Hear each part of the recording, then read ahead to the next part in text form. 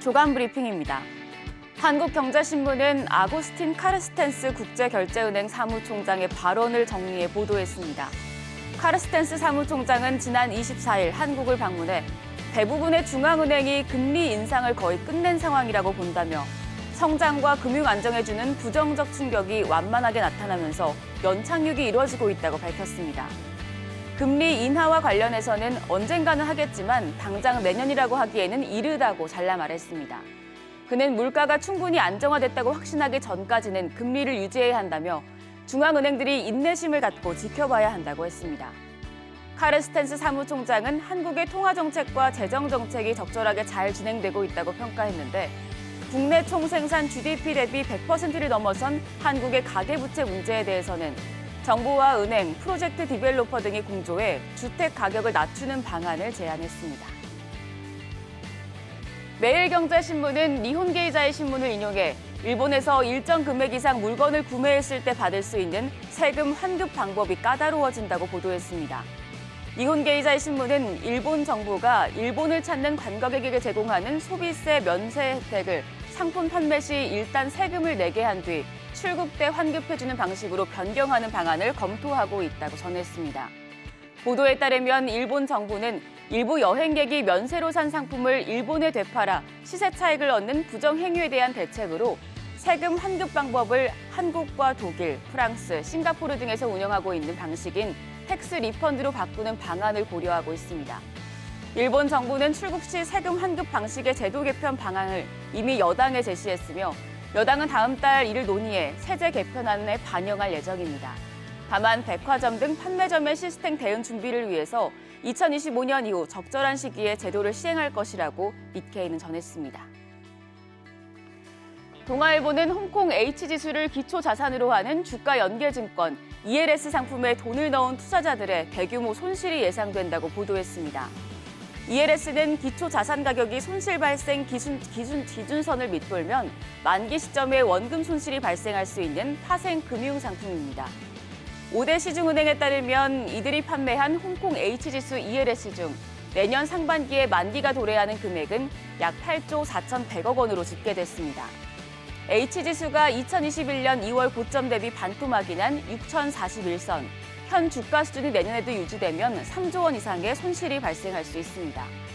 게다가 내년 하반기에 만기를 맞는 은행권 ELS 규모가 3조 9,219억 원이고 증권사의 ELS 판매 잔액도 약 3조 5천억 원에 달해 손실 규모는 이보다 커질 수 있다는 분석입니다. 내년 만기까지 아직 시간이 남아있지만 전문가들은 글로벌 경기와 금리 및 주가 흐름을 감안할 때 원금 손실이 불가피할 것으로 보고 있습니다. 상황이 심상치 않자 금융감독원은 20일부터 ELS 판매 금융사들을 대상으로 조사에 착수했습니다.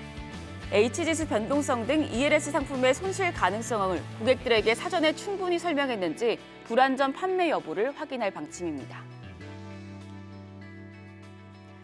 한국경제신문은 부동산 경기 침체와 유동성 고갈로 건설업계가 연말 최악의 위기를 맞았다고 보도했습니다. 국토교통부 건설산업지식정보시스템에 따르면 올 들어 26일까지 폐업 신고를 한 종합건설업체는 496곳으로 2006년 이후 최대를 기록했습니다. 주택도시보증공사 허그가 분양사고 위험 대상으로 관리하는 사업장도 전국 91곳, 53,641가구로 집계돼 2020년에 비해 6배 급증했습니다. 업계에선 부동산 시행사와 건설사 사이에선 미분양과 미입주의, 공사비 상승과 PF 경색 등 악재가 겹치면서 출구가 없다는 반응이 나오고 있습니다. 특히 지방 미분양과 낮은 입주율은 업계의 자금 순환을 가로막는 가장 큰 장애물이라는 평가입니다.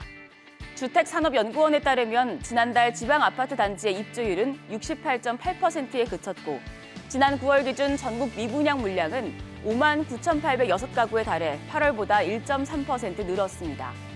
개발사업 초기 자금줄인 부동산 프로젝트 파이낸싱, PF 대출 시장도 사실상 개점 휴업 상태입니다. 대출금리 급등으로 일부 사업장은 토지 매입을 위해 받은 브릿지론 금리가 20%에 달했는데 본 PF 전환이 막혀 있어 사실상 사업성이 사라진 좀비 프로젝트로 불린다고 합니다. 이처럼 사중고가 건설사를 짓누르자 도미노 부도 경고 등이 커졌다는 우려의 목소리가 확산되고 있습니다. 마지막으로 중앙일보는 삼성전자가 이르면 오늘 내년도 정기 사장단 인사를 발표한다고 보도했습니다. 재계와 삼성 등에 따르면 삼성전자 및 전자계열사는 지난 24일 사업지원 TF 태스크포스를 통해 일부 현직 임원진에게 계약 종료 퇴임 통보를 전달했습니다. 예년보다 이른 시기에 인사와 조직 개편을 확정지어 선제적으로 사업 전략을 세우고 조직의 안정과 변화를 동시에 추진하기 위한 것으로 풀이됩니다. 구체적으로 보면 정현호 부회장이 이끄는 사업지원 TF 체제를 일단 유지하고 한종희 디바이스 경험 부문 부회장과 경계연 반도체 부문 사장도 유임될 가능성이 큽니다. 삼성전자 내부에선 DX 산하에 있는 모바일 사업부의 노태문 사장을 대표이사로 선임해 기존 한종희와 경계연 2인 체제에서 3인 대표 체제로 전환할 수 있다는 전망도 나옵니다. 조직 개편은 현재 사업 지원 TF가 승격돼 그룹의 지휘 조정 역할을 할 것이란 관측이 나오고 있습니다. 지금까지 조간 브리핑이었습니다.